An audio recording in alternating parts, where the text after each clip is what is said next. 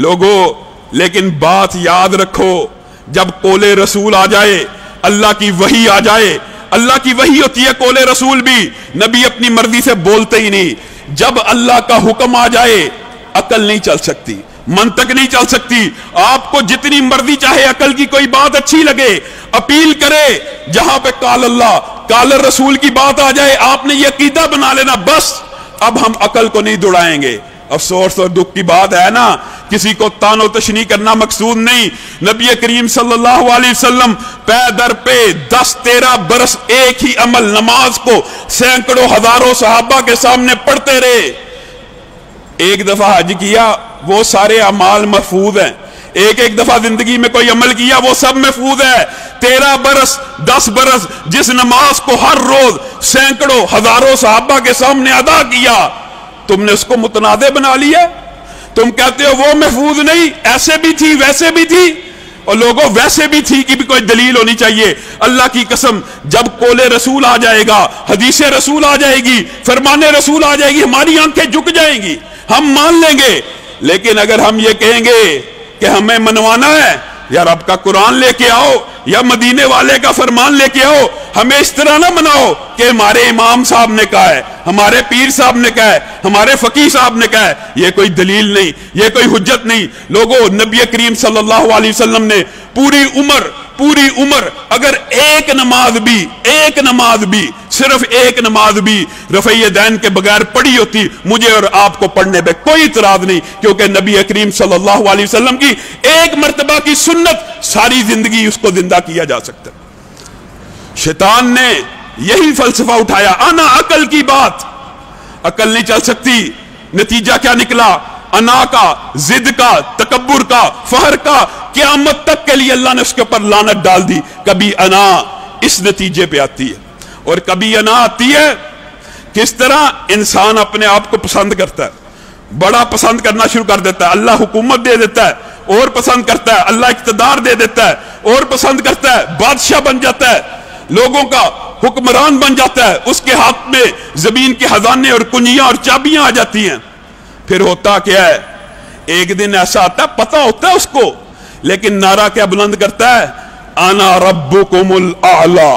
फिरौन की शक्ल इख्तियार करता है। इंसान ही था ना, पता तो था, दिल में तो पता था मैं रब नहीं हूं, लेकिन अना इस हद तक मजबूर कर देती है इंसान को, आना रब्बुकुमुल आला, मैं तुम्हारा रब हूं। ये नहरें देखते नहीं हो, मेरे हुक्म से चलती हैं, ये खजाने मेरी मर्जी से मैं तकसीम करता हूं। इमाम गजाली ने, इमाम इब्ने कय्यम ने अना की मुख्तलिफ शक्लों को इतनी खूबसूरती से बयान किया है। मैं भी आपके सामने चंद बातों को रखूंगा। इमाम इब्ने हज़म कहते हैं, अना इतनी बुरी चीज है, एजाब पसंदी इतनी बुरी चीज है, खुद पसंदी, नरगसियत जिसको उर्दू में कहते हैं, नरगसियत, अपनी ही जात, क्या इंसान अपनी ही जात के महवर के इर्द गिर्द घूमना शुरू कर देता है, अपनी ही जात को समझता है बहुत आला है, बहुत अफजल है। इमाम इब्ने हज़म कहते हैं ये ऐसी बीमारी है कि इस बीमारी में जो बंदा मुब्तला होता है ना, वो अपने गधे को, अपने जानवर को, अपने घर में पाले हुए चुपाहों को आम इंसानों से अफजल समझना शुरू कर देता है। ये ऐसी बीमारी है और ऐसा होता है। आजकल आप देहातों में देख ले, किसी चौधरी का कुत्ता मार दो, भैंस मार दो, उसके बदले में इंसान मार देते हैं। गोया उनकी अना इतनी बुलंद हो जाती है कि अपने चुपाहों को इंसान से अफजल समझना शुरू कर देते हैं। और अना पसंदी कई मर्तबा आग में ऐसे लेके जाती है कि इंसान हैरान रह जाता है।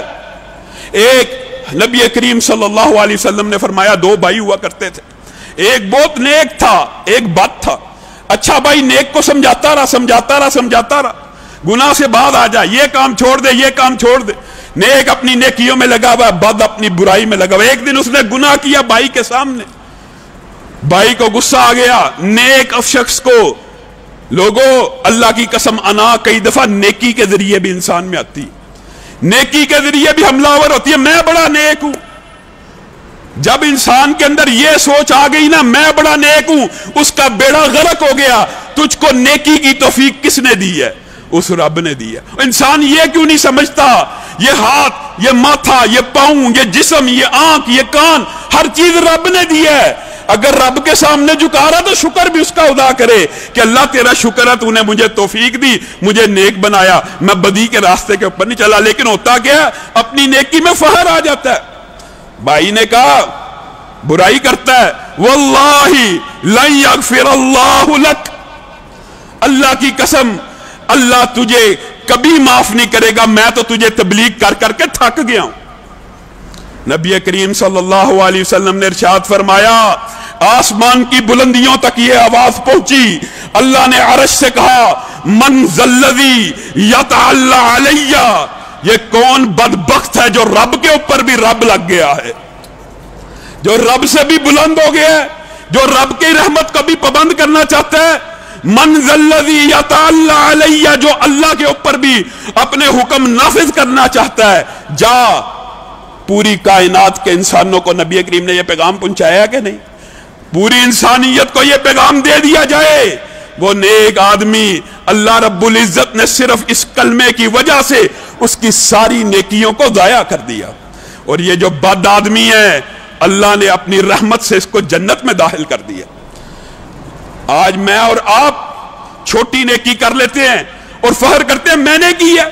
اسلاف نے یہ لکھا ہے، ایک بندہ فجر کی نماز مس کر دے باجماعت، اٹھ کے اللہ سے ضمیر میں کچوکا لگا وہ معافیا مانگتا رہے، اللہ بڑی غلطی ہو گئی، نیند میں تھا. یہ اس کے لیے بہتر ہے کہ انسان ساری رات قیام کرے، فجر کی نماز باجماعت ادا کرے، اور اس کے دل میں یہ فخر پیدا ہو، اللہ کی میں نے بہت عبادت کر لی. اے بندے، یہ عبادت کی توفیق تجھے اللہ نے دی ہے. اگر